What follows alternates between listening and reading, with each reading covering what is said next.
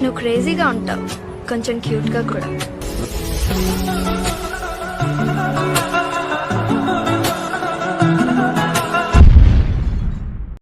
Friends, ఇక్కడ సింపుల్గా మన యూట్యూబ్ పేజ్ అయితే ఓపెన్ చేసుకోండి. ఓపెన్ చేసిన తర్వాత ఇక్కడ కింద 3 లింక్స్ ఉందో చూడండి. ఆ 3 లింక్స్ క్లిక్ చేయండి. క్లిక్ చేసిన తర్వాత ఇక్కడ చూడండి, ఇక్కడ గూగుల్ అని ఉంటుంది. గూగుల్ ఆప్షన్ క్లిక్ చేసేయండి.